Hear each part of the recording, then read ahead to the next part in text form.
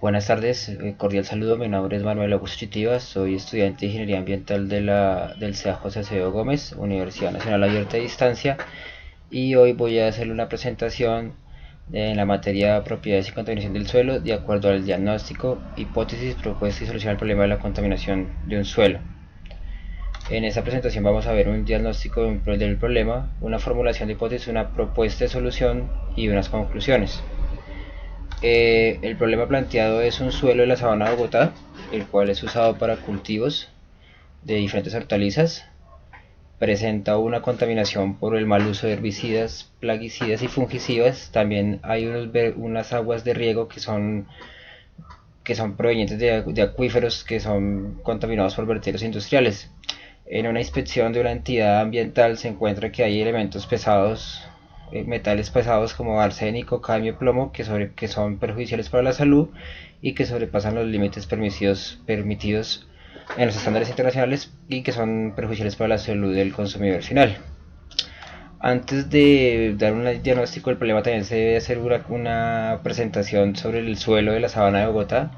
El suelo de la sabana de Bogotá es un suelo de alta fertilidad, es un suelo del orden de los andisoles, es un suelo que es de sus antepasados, tiene mucha ceniza volcánica, es rico en materiales orgánicos. Como la sabana de Bogotá antes era un gran humedal, presenta mucha humedad, muchas sedimentos provenientes de montañas y son suelos muy bien estructurados con alto nivel de nutrientes, que son muy favorables para la variedad de cultivos que se quieren utilizar acá en la sabana de Bogotá. Podemos ver que en la textura del suelo de la sabana de Bogotá es característico, como ya dije anteriormente, del orden de los andisoles. En cuanto a la granulometría, pertenece a los francoarenos arcillosos. Es decir, que está formado por 64% de arenas, 24% de lumas y 12% de arcillas. Este suelo francoarenoso, como ya dije anteriormente, también es ideal para los cultivos porque tiene una rica permeabilidad, retiene mucho el agua y como tiene mucha materia orgánica es rico en nutrientes. También tiene una buena infiltración de agua. Este suelo posee una alta capacidad de drenaje por la arcilla. También tiene que, pues por lo debido a sus macro y microporos, contribuyen al desarrollo de las raíces. El suelo de la sabana bogotá tiene una gran cantidad de arena también, como dijimos anteriormente, era franco-arenoso arcilloso, que le permite una elevada infiltración, una buena porosidad que permite el transporte de agua y también pues, esta cualidad permite que haya muchos contaminantes que se puedan filtrar hasta los acuíferos. El pH de los suelos francoarenosos como el de la sabana de Bogotá es un pH fuertemente ácido, está entre el orden del 4.5 y el 5.5. Como vemos en la tabla, pues como dije, es un pH fuertemente ácido y su porcentaje de materia orgánica del suelo es, según la profundidad de 20 a 40 centímetros, es del 1.63. Eso quiere decir que como la materia orgánica tiene una estrecha relación con la acidez, favorece mucho la productividad, es rico en la productividad de cultivos. Dentro de la consultoría o dentro del estudio que le hizo la entidad ambiental se encontraban contaminantes pesados como el cadmio, que es introducido por el uso de agroquímicos, por las aguas que provienen de desechos industriales. El pH del suelo le favorece su movimiento y se adhiere a la materia orgánica fuertemente al entrar en contacto con la superficie radical de las plantas. También se encontró plomo. El plomo es usado en pigmentos, pinturas, barnices, materiales de relleno. Es arrastrado por el viento o por el contacto con aguas residuales. Este elemento también viene de los procesos industriales, más que todo de la industria del acero. También se encontró mercurio. El mercurio es uno de los más tóxicos. El mercurio al estar en contacto con el agua forma el metilmercurio, un potente neurotóxico, tanto en los peces como en las plantas como en la fauna. Este lo encontramos en la naturaleza proveniente de las empresas de equipos eléctricos científicos, en el uso de conservadores de semillas, pinturos, cosmetología. Es muy contaminante y es muy tóxico. En el estudio también de la entidad ambiental se encontró límites pasados de arsénico, Este arsénico viene a través de la minería, de las fundiciones, también está de forma natural, pero más que todo son por las actividades del hombre que es el arsénico contamina el suelo. Se encuentra también zinc. El zinc viene también de actividades industriales, viene de la combustión del carbón, viene por el procesado de acero y más que todo se encuentra en el agua por debido a los residuos de las plantas industriales. ¿Cómo llegan estos, llega a afectar el suelo, se llega a hacer afectación del suelo por medio de estos contaminantes encontrados y por medio de y cómo se afectan los cultivos? Las primeras hipótesis o la primera hipótesis que se maneja es la sobrepoblación alrededor de las ciudades, el desarrollo industrial desmedido, el crecimiento urbano hacia lo rural hace que muchas veces se traten aguas contaminadas, se daña el suelo, se utilice para otras actividades que no son las ideales para ese tipo de suelo. Pues en la sabana de Bogotá a veces vemos pastoreo, vemos eh, cultivos que no son ideales, entonces ahí es donde viene como una primera contaminación. La otra, el otro gran problema de la contaminación del suelo de la sabana de Bogotá es la poca educación y entendimiento que tienen los agricultores. El uso desmedido de fertilizantes, herbicidas, plaguicidas, fungicidas contribuyen también mucho a la contaminación del suelo. Hay una falta como de educación en cuanto a nuestros campesinos de la zona rural como de la misma ciudadanía. Otro problema grave o que se ha evidenciado en la sabana de Bogotá es el uso de agua contaminada para el riego de cultivos. Hubo un caso famoso, un caso documentado, que fue el caso de la vereda Chorrillos de la localidad Ciudad, donde se encontró que a muchas personas que utilizaban agua contaminada del río Bogotá para regar los cultivos. En este caso era cultivos de maíz, papa y hortalizas.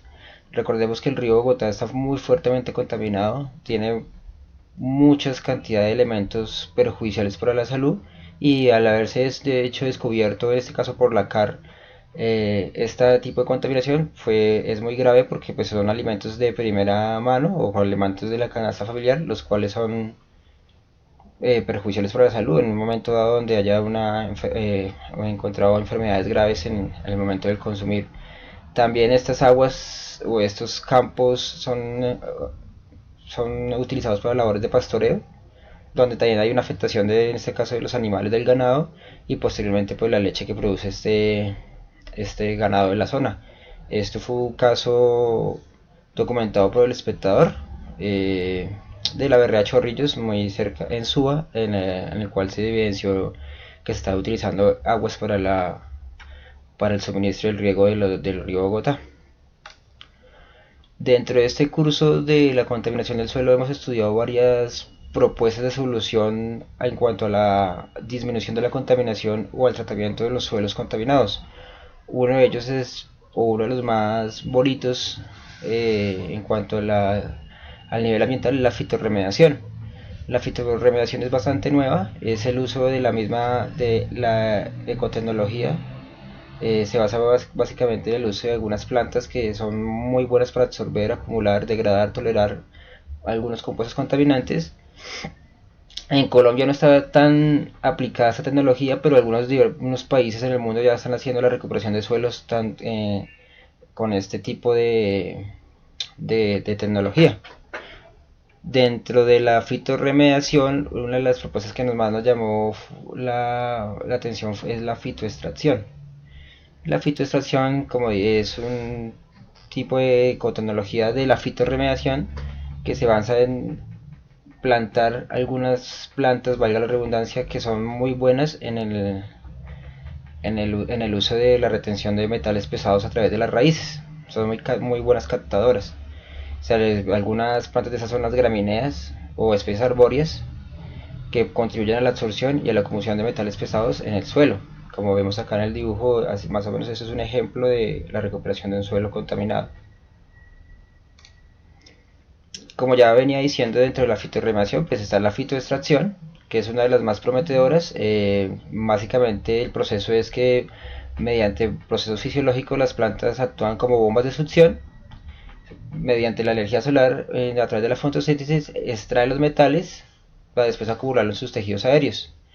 Este procedimiento se cosecha y posteriormente se transportan para su deposición. Puede hacer también la incinerización o compostaje. Básicamente ese es el método de la fitoextracción. Dentro de las conclusiones y recomendaciones que se puede dar para el estudio y para la descontaminación de un suelo o para el tratamiento de un suelo contaminado, es básicamente la primera conclusión sería la formulación o el estudio completo del suelo. Como dijimos, como en el caso del suelo, en este caso el de la sabana de Bogotá, se hizo un estudio completo donde se tengan todos los detalles y factores. Se puede tratar la textura, el pH, el porcentaje de materia orgánica, el impacto ambiental que va a ocasionar tanto el diagnóstico como las medidas. Esto debe ir acompañado de políticas educativas, donde se eduque mucho a tanto la población rural como a la población urbana sobre el uso del suelo, más el suelo de las rondas de los ríos, más el suelo que es usado para cultivos o para uso de ganado. Dentro de las políticas principales que se deben usar también se debe tener un total control de los vertederos industriales, ya que esos son los focos principales de contaminación en el suelo en cuanto a metales pesados, que era como el caso a tratar. Se debe tener totalmente concientizadas las empresas que verter desechos industriales a ríos, como en el caso de la historia del río Bogotá, ha sido totalmente perjudicial para la salud de la sabana de Bogotá y de la naturaleza como tal. Ya dentro de los procesos a seguir se deben buscar las mejores alternativas ecoambientales o a favor del medio ambiente, como la que mostramos nosotros en este ejemplo, la fitorremediación, en este caso la fitoextracción, porque usa la misma naturaleza para recuperar la misma naturaleza, valga la redundancia. Y debemos también tener una conciencia, tanto la sociedad rural como urbana, que el suelo es vital para la supervivencia, porque la naturaleza de ahí nos provee los alimentos, nos provee la vida animal y la vida vegetal. Básicamente fue la presentación esa fue la presentación de la hipótesis sobre el tratamiento de un suelo, la formulación del problema y algunas conclusiones presentadas a través del curso. Muchas gracias a todos.